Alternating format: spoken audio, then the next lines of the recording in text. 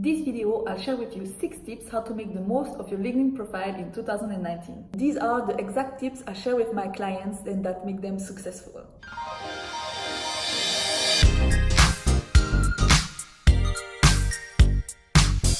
Hi, my name is Virginie and this channel is all about helping women to succeed in their career.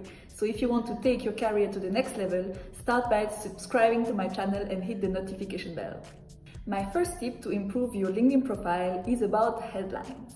So when I say headlines, what I mean is first the headline of your profile and second, all title of your past jobs and your current job. It's super important to keep in mind that it's not about being accurate and it's not about writing what's in your contract. It's about being relevant to recruiters, to hiring managers from your industry or from the industry you want to go to. Remember that when someone comes to your profile, this person will skim through your profile to start to understand it and to get the first impression.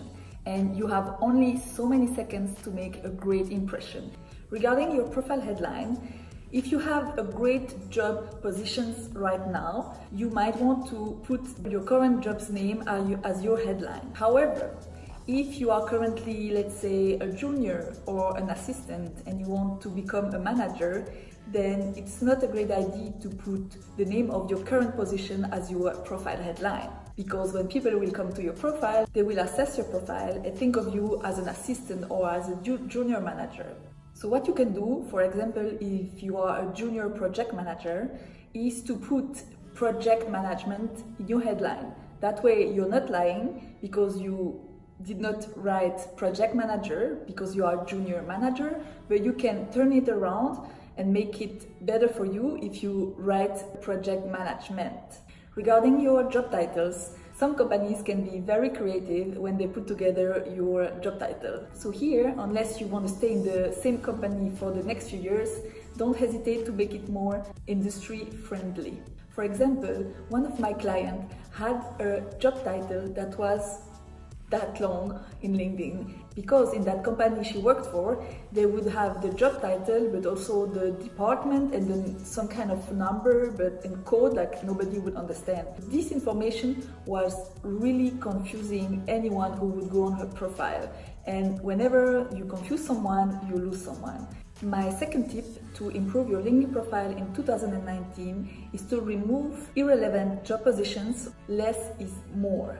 Remember, you have only a few seconds for recruiters to have a great impression from you, from your LinkedIn profile. So you want to help them as much as possible, and if you give them a lot of information, you won't know what they will pick up.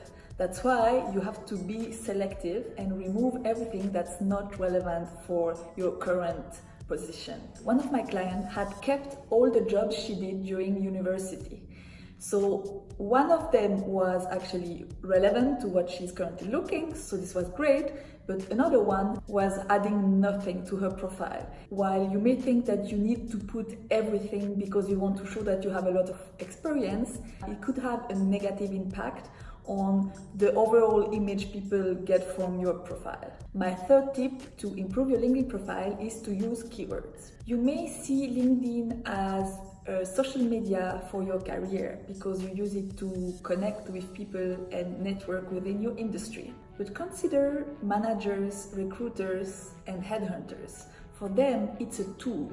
They see LinkedIn as a search engine for professionals. So you want to make sure that when they look for you, they find you. You want to make sure that all the common words that you see in job postings you like, that you have these words in your profile. Because when a human check your profile, they will skim through your resume, and if they find those keywords, they will think you are a relevant candidate for this position. And if it's not a human but it's a robot, the algorithm will go through your CV and also count how many times you use the keywords. The best thing to do is to identify maybe 10 keywords that you see in all the job postings that you like, that are interesting, that you aspire to get, and then go back to your LinkedIn profile and place them as much as possible, but also don't spam your profile.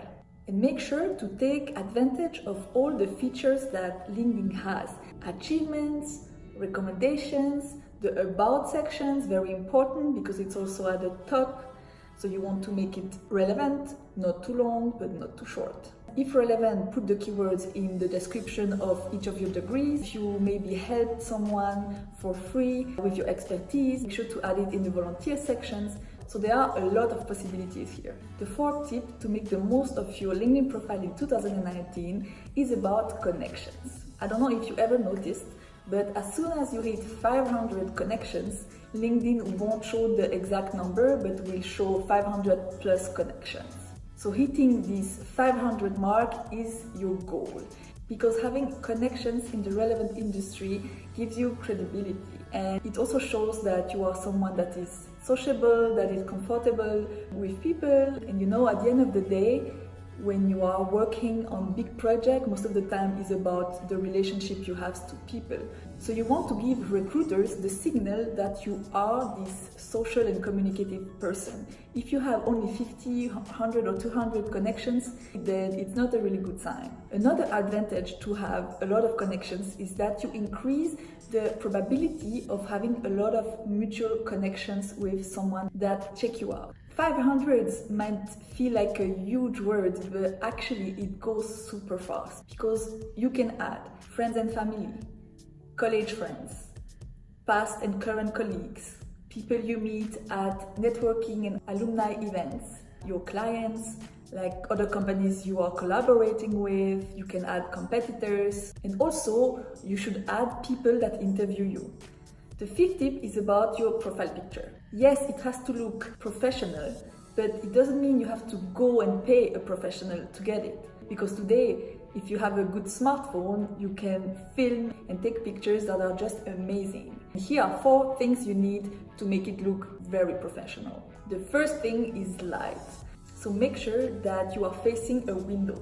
Right now, I am at home, I'm facing a window, I'm filming with my iPhone 10, and so I don't need to buy an expensive camera or to go to a professional to film this video. If you don't have enough light inside, you can also go outside, or you could also do it at your work, because you'll have the proper attire. You can just take your phone, ask a colleague to come with you, and you can go to the lounge area or outside on the terrace. You will be in a professional setting, so it's perfect. What you could do if you have an iPhone is to use the portrait mode, because it actually makes what's behind you blurry, and this looks very professional. Then make sure you smile with your teeth. And I know not everyone likes to show their teeth because maybe they don't like them, like one of my clients, but I told her you have to show your teeth, because when you see someone like smiling like this,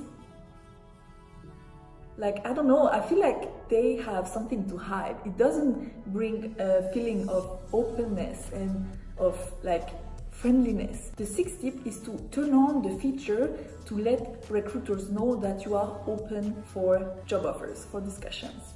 And if you are currently not looking for a new job, it doesn't matter, because it's the name of the game. Do you think that your manager, your boss, stop looking for talents when they don't have the budget or when they don't need anyone? No.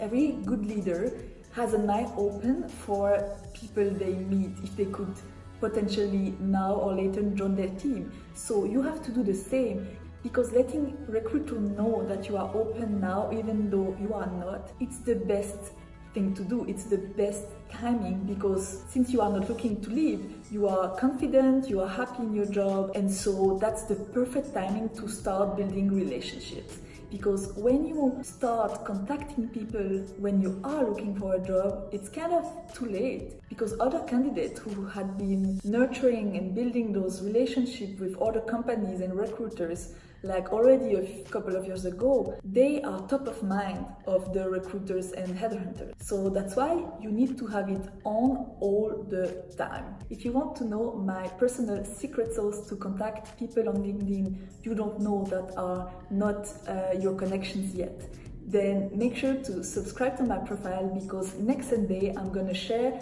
my strategy on how I found a job with LinkedIn. And if you feel kind of stuck right now in your career, make sure to check my free video training that is linked in the description below or on my profile. If you have any questions about all the tips I shared today, don't hesitate to write them in the comment below. If you like my video, don't forget to give me a thumbs up and subscribe.